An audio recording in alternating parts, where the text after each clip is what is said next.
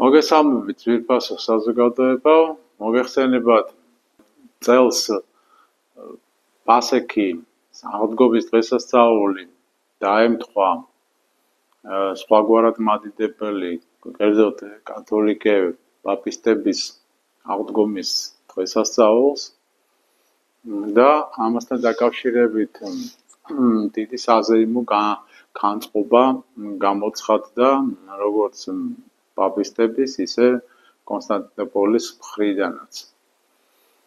Plus ამას ზეიმის მიზეზი იძლევა ის, რომ გავიდა 1700 წელი პირველი მსოფლიო კრებიდან, სადაც მოგეხსენებათ, მაშინ დასავლეთი და აღმოსავლეთი ერთად იყვნენ. აქედან გამომდინარე, აი ამ თქვა გაერთიანების მცდელობას ყოველ შემთხვევაში სააღდგომო დღესასწაულთან დაკავშირებულად რამდენადაც შედგება თუ არ შედგება ეს ცალკე საკითხია, რა თქმა უნდა და დიდი იმედოვნება გვაქვს, რომ არ შედგება. ფაქტი ის არის, რომ აი ეს ტენდენცია სინკრეტიზმისაკენ, ანუ გაერთიანებისაკენ, ყოველ შემთხვევაში მცდელობა ამისი, რა თქმა უნდა, სახეზია. ჩვენ ვიცით, რომ ეკლესია ყოველთვის კრებსითად აზროვნებს და მსოფლიო კრებების გადაწყვეტილებები უალტერნატივოა და მას გააჩნია ცხადია აი ამ საკითხთანაც სათანადო განსაზღვრება, განჩინება გაკეთებული. ეს მოხდა პირველ მსოფლიო საეკლესიო კრებაზე და პირდაპირ იქ არის ესეთი სიტყვები, რომ როდის უნდა მოხდეს, ესე იგი, აღდგომის დღესასწაული. პირველ კვირიაკეს პირველი სავსე თვარის შემდეგ, რომელიც ემთხვევა ან მოსდევს გაზაფხულის ბუნიაობას. ესე იგი, ამავე დროს ეს პირველი მსოფლიო კრების ეს კანონი ეყრდნობა მოციქულთა კანონს, კერძოდ მე-7 კანონს, სადაც უკვე აკრძალულია ებრაელებთან ერთად საერთო პასექის დღესასწაული. აუცილებლად უნდა იყოს მათი დღესასწაულის შემდეგ. იყო ესეთი კონკრეტული შემთხვევა, როდესაც მაგალითად ემთხვეოდა და აი ამ დამთხვევის შემთხვევაში, ესე იგი, ეკლესიას როგორც ამას ადასტურებს ახლა საკმაოდ ცნობილი და პოპულარული ღვთისმეტყველი დიმიტრი ცელენგიდისი, რომელიც არის ერთ-ერთი ავტორიტეტული აი ამ საკითხებში, ის ამბობს, რომ ამ შემთხვევაში თუ ემთხვეოდა ეს, ესე იგი, მართლმადიდებლური აღდგომის დღესასწაული ებრაელების ან სხვაგვარად მადიდებელი ქრისტიანების თუნდაც დღესასწაულს, მაშინ ხდებოდა აი ამ დღესასწაულის გადმოტანა კიდევ უფრო გვიან მართლმადიდებლების მხრიდან, რათა არ მომხდარიყო ის სინკრეტიზმი, რომელსაც არის დღეს ესეთი დიდი მინიშნება გაკეთებული, რომ თითქოს და ჩვენ რაღაცა საერთო კონდეს აი ამ კუთხით პაპისტებთან, კათოლიკე მონოფიზიტები იქნება ეს თუ სხვა ერეტიკოსები, თუ თუნდაც ებრაელებთან. ესე იგი, აქ საკითხი როგორ დგას ახლა?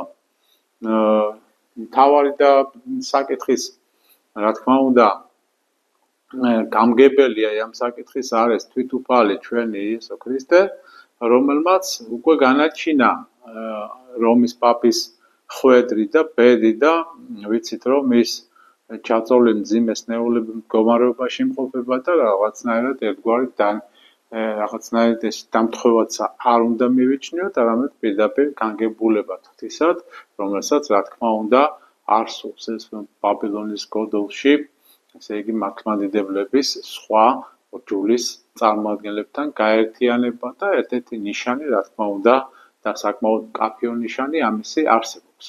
ამიტომ ჩვენ, რა თქმა უნდა, პირველ ყოვლისა ვეყრდნობით წმინდა წერილის სწავლებას, შემდეგ მსოფლიო კრებების გადაწყვეტილებებს და ვამბობთ ერთმნიშვნელოვნად, რომ არც ერთ ეკლესიას, ადგილობრივი ეკლესია იქნება თუ სხვა, თუნდაც პატრიარქი იყოს რომელიმე ქვეყნისა, ხომ არა აქვს უფლება კრეფსიტი გადაწყვეტილების ნაცვლად მიიღოს რაღაცა თავისი ინდივიდუალური გადაწყვეტილება და დაჩtildeოს ან გადაფაროს რაიმენაირად იმ მსოფლიო კრებების გადაწყვეტილებები, რომლებსაც, როგორც გითხარით, 30 კრიტერიუმი გააჩნიათ. ჩვენთვის მნიშვნელოვანი ის გახავთ ძმან და დანო, რომ საფრთხე უпростоრად რაში მდგომარეობს, რომ ჩადებულიც სინამდვილეში ეს არის, და რა თქმა უნდა, ღია გაერთიანება ახლა პაპისტებთან ამეთი არ მოხდება, თუმცა იმის მცდელობა, რომ ერთობლივად იმსახურონ გარკვეულწილად და პერსპექტივაში შემდეგ უკვე ზიარებამდეც მივიდნენ, ხომ ამისი წინა პირობები სწორედ აი ამ შეხვედრაზე არის დანიშნული. მაგრამ ვაი რომ რომის პაპი ამას ვერ შეძლებს ფიზიკურად და შესაბამისად ეს თემა, როგორც ესეთი, უკვე ნიშნობრივად არის გადატანილი პრინციპში მეორე პლანზე, იმიტომ რომ რეალური გაერთიანება ის მცდელობაც ხშირად აქვს ხოლმე ეკუმენისტებს, ხომ? ესეთი რამს ღმერთი, როგორც ხედავთ ჩვენ, არ უშვებს. კრეფსიტი გადაწყვეტილების თანახმად მოგეხსენებათ, რომ მსოფლიო კრებებს აქვს უალტერნატივო განსაზღვრებების, განჩინებების უფლება, ხომ? სადაც ვიცით, რომ მსოფლიო კრებების გადაწყვეტილებების მიხედვით დგინდება უცდომელი მართლმადიდებლური სწავლება. და მოციქულთა კრებაზე იყო ესეთი განსაზღვრება, რომ ჯერ უჩნდა სულსა წმინდასა და ჩვენსა. ანუ როცა კრება იღებს გადაწყვეტილებას, მაშინ მისი გადაწყვეტილებები აუცილებლად არის საყოველთაო და მისაღები. მაგრამ არის კიდევ ისეთი კრებები, ან კრეფსიტის მსგავსი გადაწყვეტილებები, რომლებიც ეკლესიამ, ასე ვთქვათ, რეცეპცია არ მისცა. იგივე შეიძლება ითქვას, მაგალითად, კრეტის კრებაზე, რომელზეც, რა თქმა უნდა, მთელი სისავსით ეკლესია არ იყო წარმოდგენილი, 4 ადგილობრივი ეკლესია არ მონაწილეობდა იმ კრებაში, შესაბამისად, მისი გადაწყვეტილებები უკვე იმთავითვე აღარ იყო კრეფსიტად მისაღები და ეს არის ერთ-ერთი მკაფიო ნიშანი მისი, რომ მსოფლიო კრების პრეტენზია ესეთ კრებას ვერ და არ ექნება.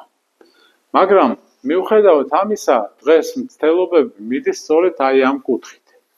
და თანამედროვე სამყარომ კიდე გამოაჩინა ეს თავისი სინკრეტიკული შინაარსი, როცა ხედავთ, რომ სხვადასხვა კონფესიები რეალურად მართალია კულარულ დონეზე, მართალია არაოფიციალურ ადმინისტრაციულ დონეზე, მაგრამ სინამდვილეში რეალურად მაინც არის უამრავი წარმომადგენელი ეკლესიისა, რომლებიც აღიარებენ სხვადასხვა კონფესიებში მადლის არსებობას, შესაბამისად ცხონების არსებობას. აქედან გამომდინარე, თუნდაც უნიათ წოდებული ხელშეკრულება, ხო, 1993 წელს მოხდა ეს კათოლიკებთან და მონოფიზიტებთან და სხვაგვარად მადიდებლებთან, რამაც გამოიწვია დიდი შფოთი მართლმადიდებელ ეკლესიაში.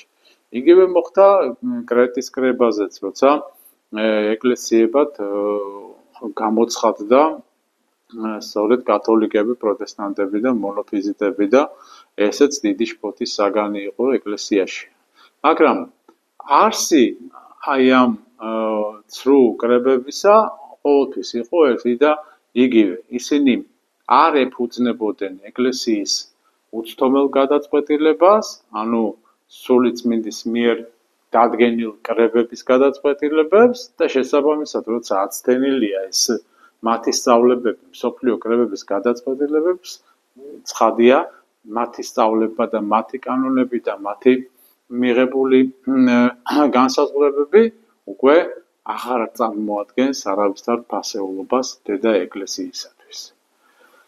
ჩვენთვის შფოთის საგანი დღეს ერთადერთია, რომ ამ ადამიანებს, რომლებსაც სურთ ეს ფსევდო ერთობა, თითქოს და მართლმადიდებლებსა და კათოლიკებს შორის თურმე არანაირი განსხვავება უკვე აღარ არსებობს და ყველა ეს დიალოგები, კონფესიათა დიალოგები, რომლებიც შედგა უკვე აი ამ წლების მანძილზე, შეიძლება ითქვას მთელი მე-20 საუკუნის მანძილზე და გრძელდება 21 საუკუნე, ესე ფიქრობენ ისინი, რომ აი ჩვენ უკვე ამდენი შეხვედრები გვქონდა, ამდენი წელიწადია ამაზე ვფიქრობთ და უკვე ერთი საკითხი გადავწყვიტეთ, თქვათ რაღაც სად არის ევქარისტიული ურთიერთობები, როგორი უნდა იყოს, იერარქიული ურთიერთობები, კრებებისადმი დამოკიდებულებები და ესე ფიქრობენ ისინი, რომ ამ სხვადასხვა პირველობის საკითხი მაგალითად ეკლესიაში და ასე შემდეგ და ფიქრობენ რომ ეს საკითხები თავის აი ამ ესე იგი შეკრებებზე თითქოს და გადაწყვეტეს მაგრამ ეს ასე არ არის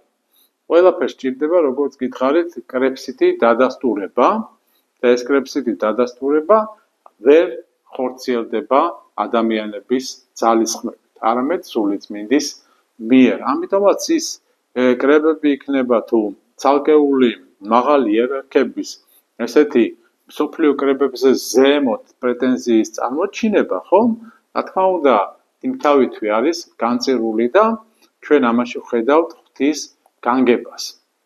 საფრთხე მხოლოდ ერთია, რომ ამ ხალხს შეუძლიათ ეს პროვოცირება, შეუძლიათ გააკეთონ ისეთი იმიტაცია, რომ აი უკვე რაღაცა ერთობა მოხდა და არც ის არის გამორიცხული, რომ რაღაცნაირი გარკვეული ლოცვითი ესე იგი ურთიერთობები შედგეს ცალკეულ იერარქებს შორის. და რა თქმა უნდა, ეს უკვე ექვემდებარება ძიმეცოდვას, იმიტომ რომ თუნდაც მე-10 ან 55 კანონის თანახმად მოციქულთა კანონებისა, ვიცით რომ აკრძალულია სხვა კონფესიებთან ურთიერთობა, ლოცვითი ურთიერთობა იგულისხმება, თუნდაც ეს იყოს არა მარტო ეკლესიაში, არამედ სახლშიც კი.